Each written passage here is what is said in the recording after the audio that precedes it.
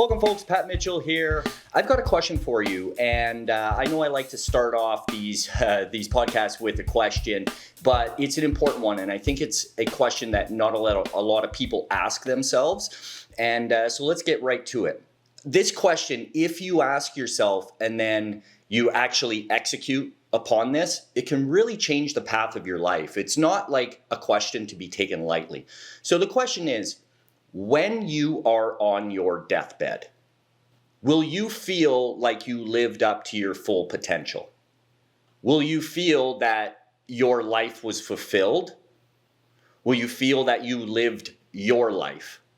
So I know it sounds like just kind of like a basic question, but it isn't. Years ago, I asked myself this, and this question didn't come from myself. Like, I didn't just think it up. I had a friend of mine, Garth, and he used to ask me this question all the time. And that's when I had a lot of issues.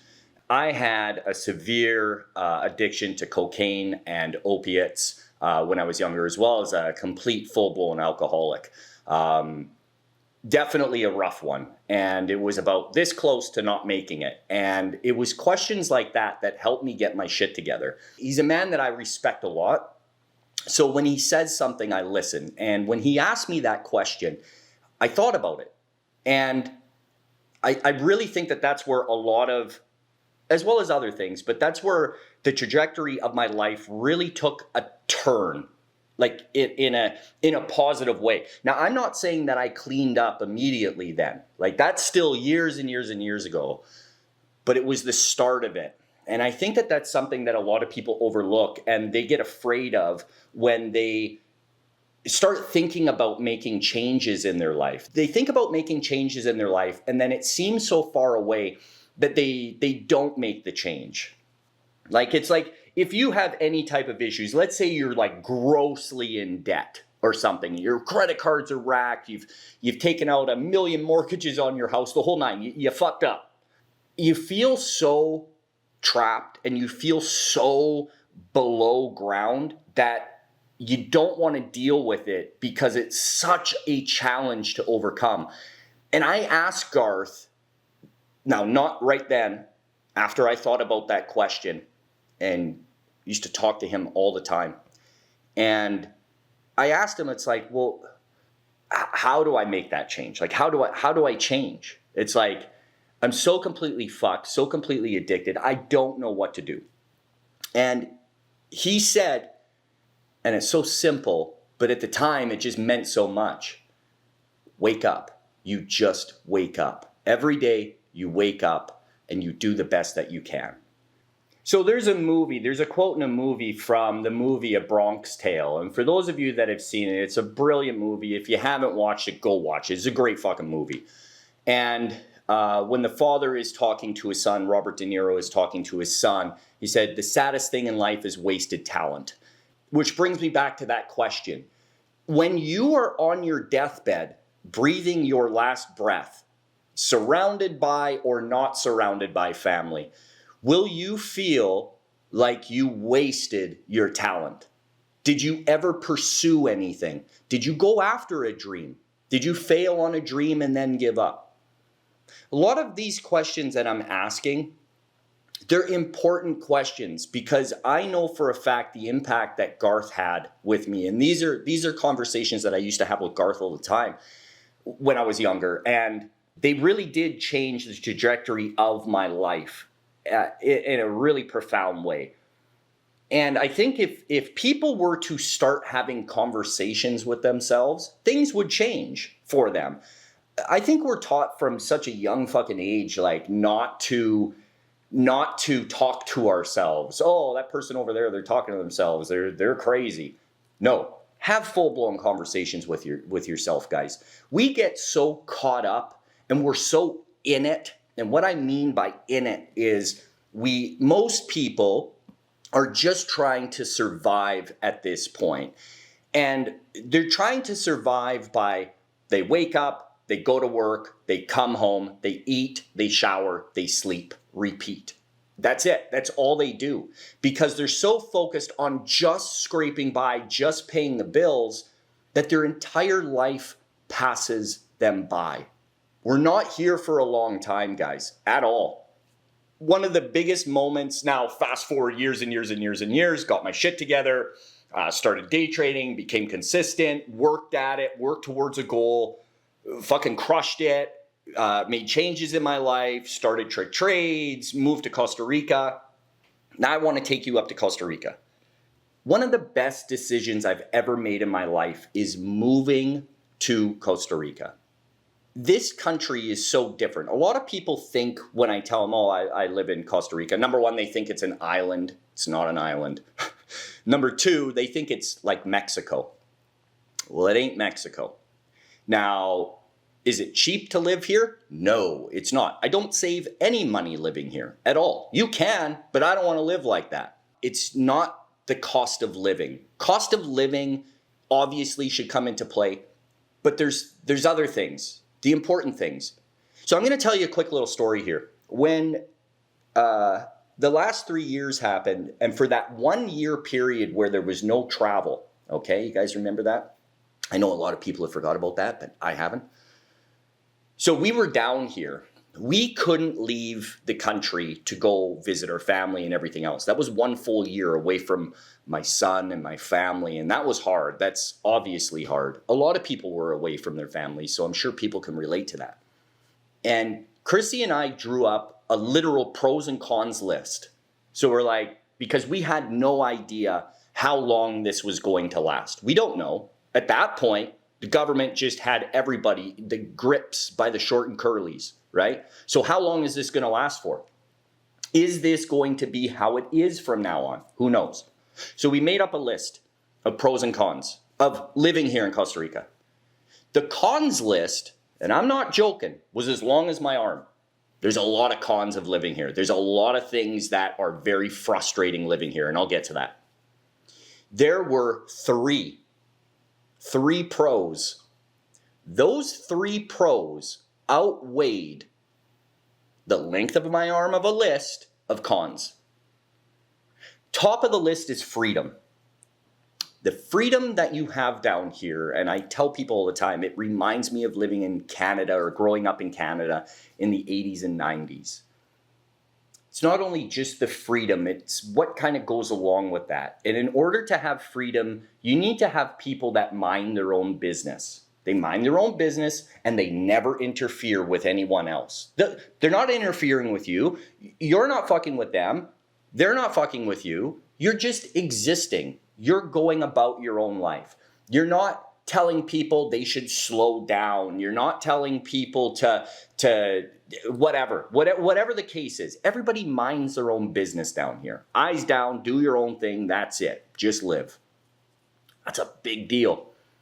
And that brings me back to the point of when I said people are in it. It's very difficult to explain this to people that haven't traveled, or they maybe take a week-long vacation and they're on vacation mode. They're not living somewhere else. You're in it.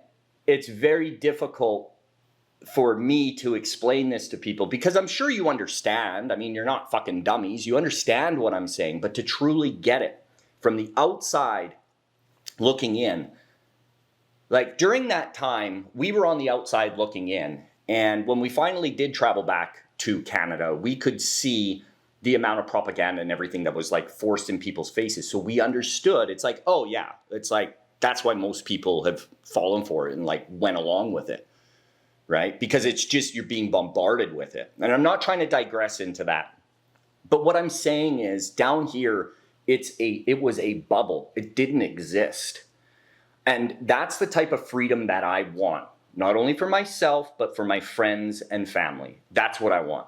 And I want that for you people too. For everyone that watches these videos, whether you're a member of Tricktrades or not, that's what I want for people. This is why I do what I do. I'm trying to give people an escape to freedom. Now, I'm not saying you have to move down here to Costa Rica. Of course not. This isn't going to be everybody's cup of tea. There's no conveniences. We don't have or chain restaurants. We don't have a Whole Foods at every corner. We don't have a Starbucks on every corner. In fact, getting coffee, if you want to go grab a coffee in the evening, it's next to impossible. Doesn't exist. There's lots of things. Like I said, that cons list was about yay long. So why do I talk about this, about moving down here to Costa Rica? I always want to live my life, like in regards to the initial question that I asked you guys, I always want to live my life knowing that I tried.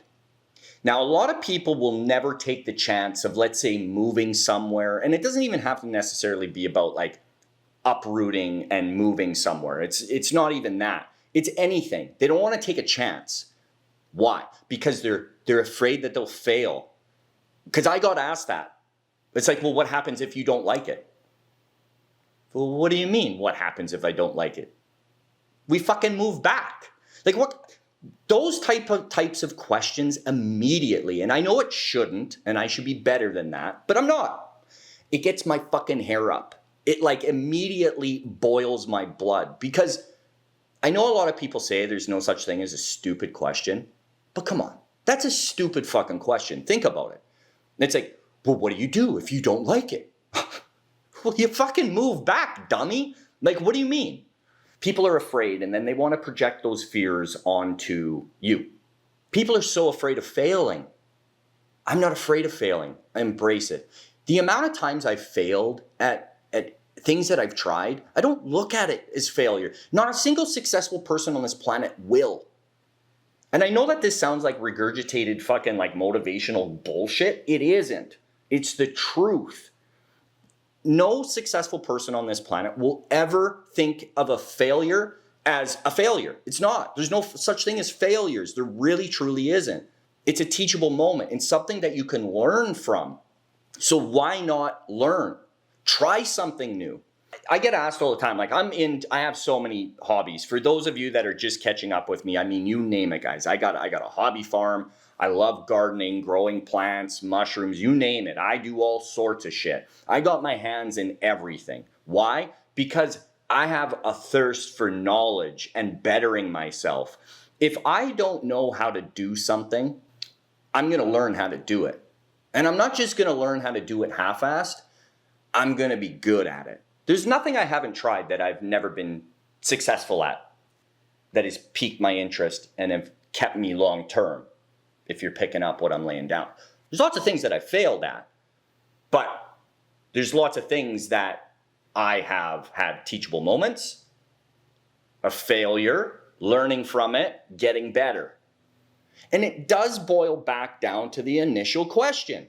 When you are on your deathbed, will you feel fulfilled? Will you have any regrets? I don't want to have any regrets. I want to live my life by my terms, my conditions, my rules. And it's powerful when you do that, when you break free from being in it. I think a lot of people, when they are on their deathbed, they are going to look back and they're going to realize that they lived someone else's life. Whether it be they lived their spouse's life, because there's a lot of you out there, man, your home situation is fucked. I wouldn't deal with that shit for a fucking second. And I'm not trying to talk like a fucking tough guy. I'm just telling you, there's certain things I give no quarter to. There's no way that someone's going to tell me what to do. I think a lot of people have even relationships fucked up. A lot of people, when they're in their relationship, they don't have a lover. They have a mother or a father. Well, you have one of those, right? Why do you want another one? It's like you're supposed to be partners in life. That's what I have. And again, I wish that for everyone. We don't fight, we don't argue, because there's nothing to fight or argue about. We just support each other. If she wants to do something, go for it. And if I want to join along, I'll join along. And vice versa. But she doesn't tell me what to do, and I certainly don't tell her what to do. I'm not her father, just like she's not my mother. So are you living your spouse's life? Are you living the government's life? Are you living the life that you have been brainwashed into thinking that you're supposed to? Because that's a thing. Since we were in kindergarten, what's a normal life? Married, children, go to your 9 to 5. That's it. Why do you think that is? They're trying to breed slaves. That's what they're doing. Now, I'm not calling people slaves, but that's what it is. That's essentially what it breaks down to be. You got to break those chains, folks. You really do. There's lots of things in life like, are you happy? Like, are you genuinely happy? I can remember when I was a welder, I used to make deals all the time with my boss, with my foreman, because they wanted 100 inches of weld. Doesn't matter what that is for you, for those of you that don't know what it is. It doesn't matter. But they want 100 inches of weld per day. And I would make deals. When I get those 100 inches of weld done, can I go with a full day's pay? And it wasn't to leave to go sit in a bar. It was so I could go home. I only wanted to go home. I would race home. Couldn't wait.